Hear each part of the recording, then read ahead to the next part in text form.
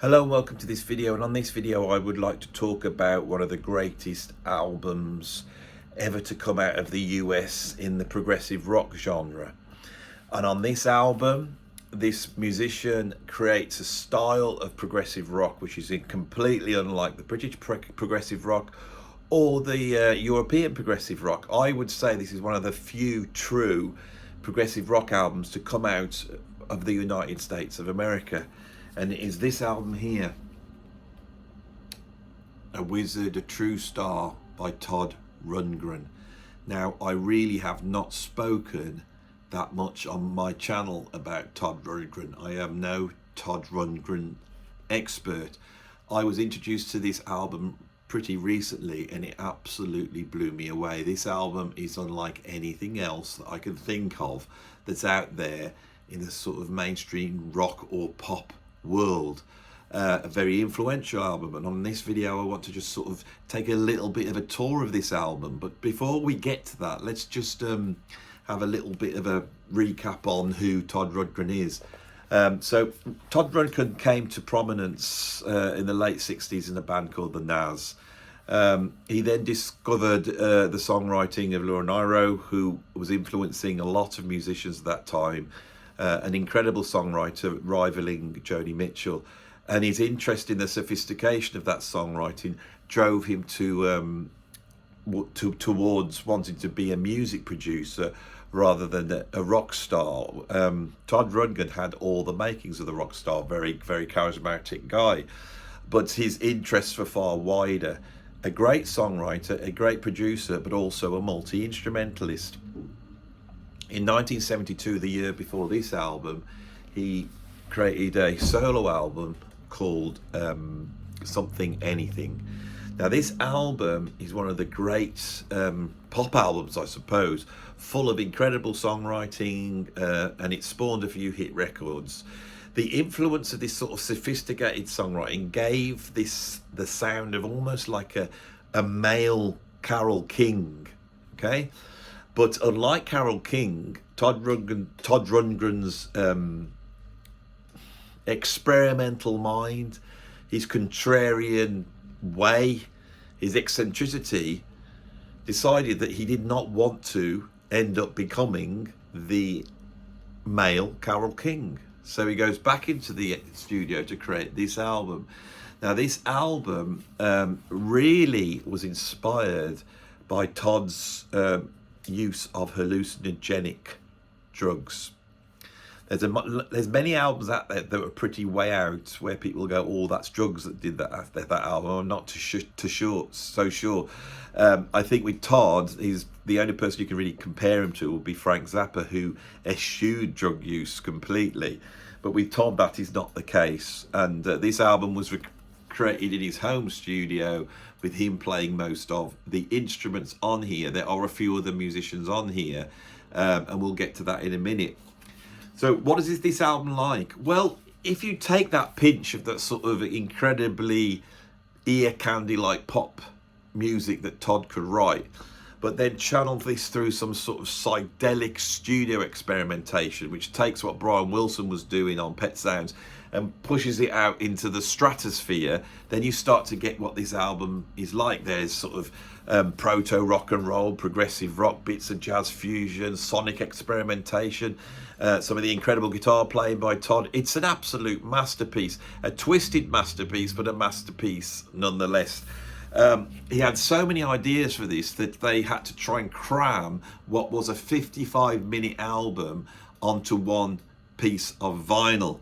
They had to cut the grooves so thin, and so the sound of this album was very quiet. The actual sonic characteristics of this album weren't great compared to other albums. I wonder whether once the digital era came in, people were able to appreciate this album more once they could hear it, at full dynamic quality. But this is an incredible album. It's not a concept album at all. It's like the opposite of a concept album. In fact, side one, which is called A Wizard, and side two, which is called A True Star, are two opposing ideals. There's like a dialectic on this album. If we look at the track that opens up side one, it's called International Feel, and it's quite a pop song. International Feel seems to point towards a feel that pop musicians try and create, a feel that everybody gets out there that will cross over, oceans. That's the idea of the pop mind. Side two opens up with a track called Sometimes I Don't Know How I Feel. This is the complete opposite, the existential angst of feeling completely alone in your own feelings. And I think that sums up the two things that are going on this album. The album, unlike a lot of British progressive rock, is actually made up of very, very short tunes that are then cut together in a sort of Frank Zappa-esque way. Although the comparison to Frank Zappa is limited, Todd Rundgren has his own world. He has his own way of doing things. He has his own sense of sonic experimentation. But yeah, on side one, we've got Never Never Land, which is 1 minute 34. Then Tick Tick It Wears Off, 1 minute 14. And that's followed up by You Need Your Head, which is just over a minute long. And then that goes into Rock and Roll Pussy, which is 1 minute and 8. Then Dogfight Giggle, which is just over a minute long, 1 minute and 5. And this is how the album goes.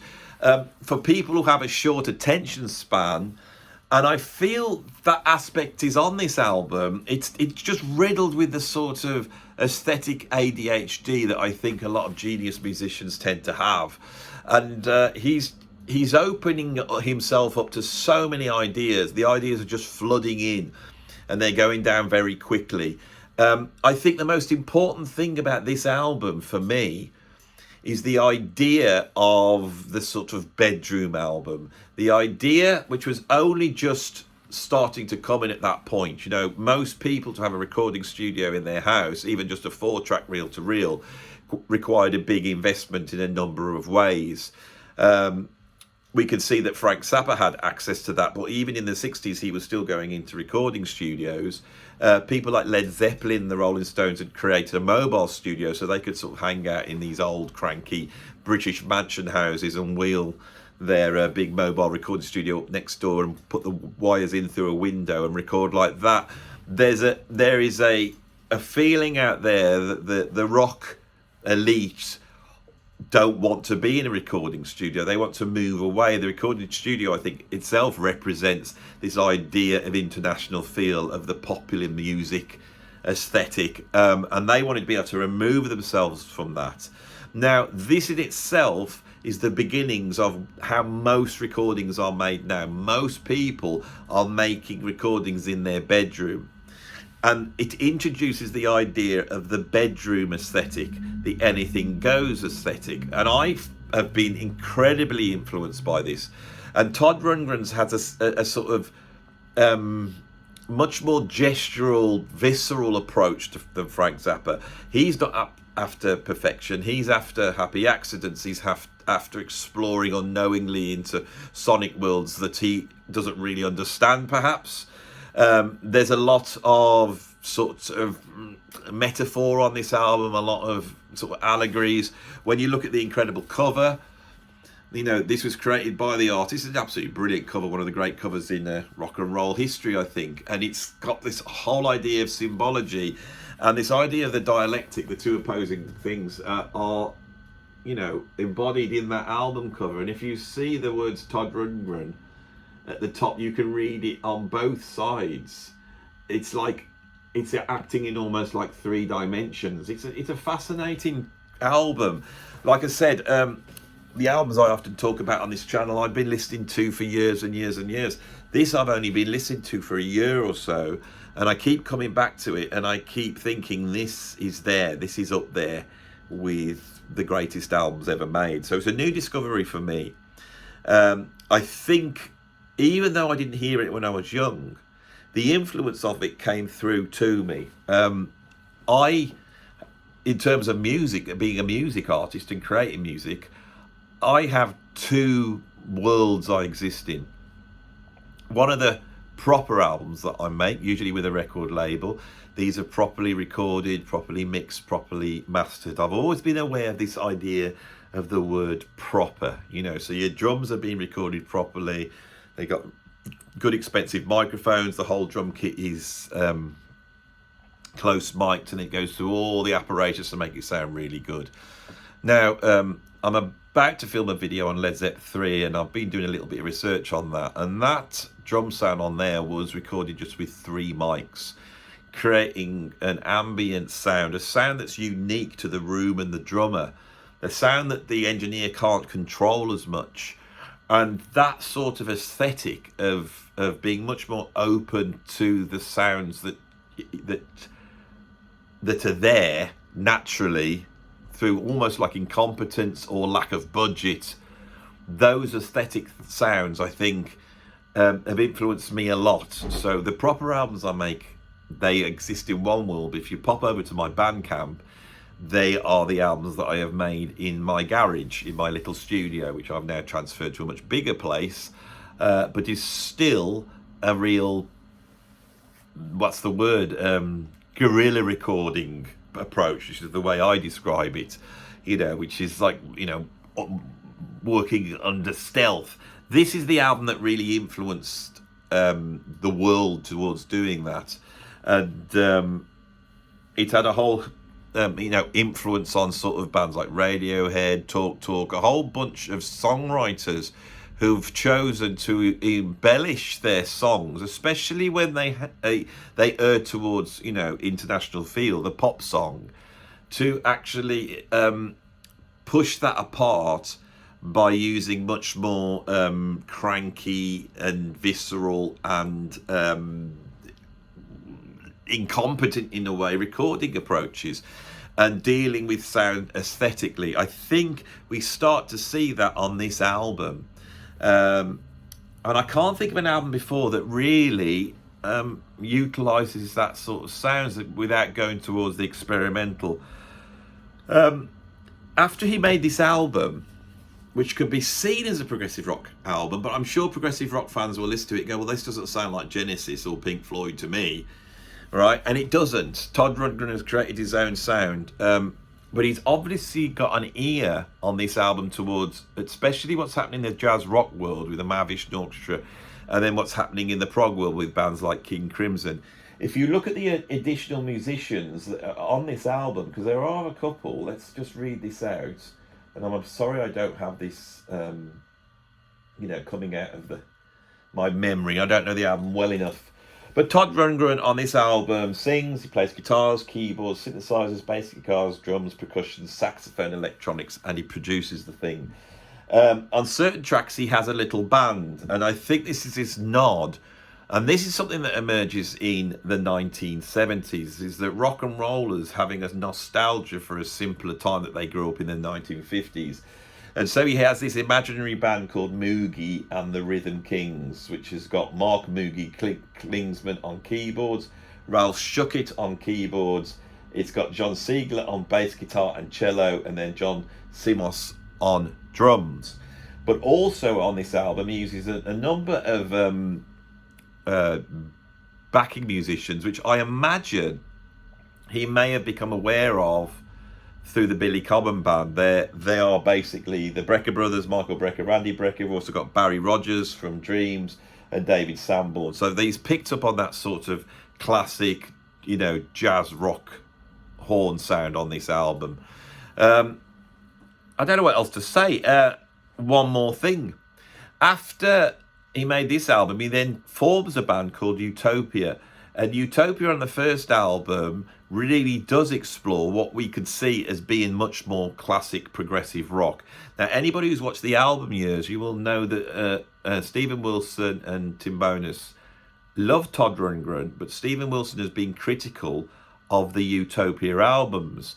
I see the Utopia albums as much more of a pastiche and maybe even a parody of the British progressive rock bands.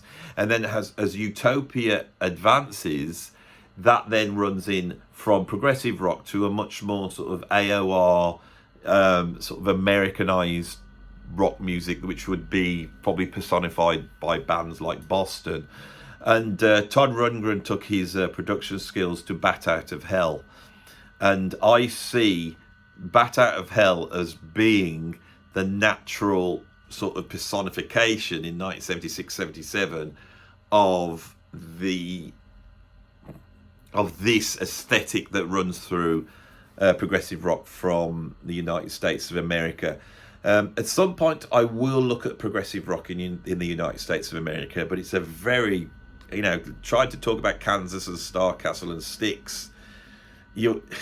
There's not much there. I mean, Kansas is an incredible band and very competent, but it's a dilution of what happened with the British bands.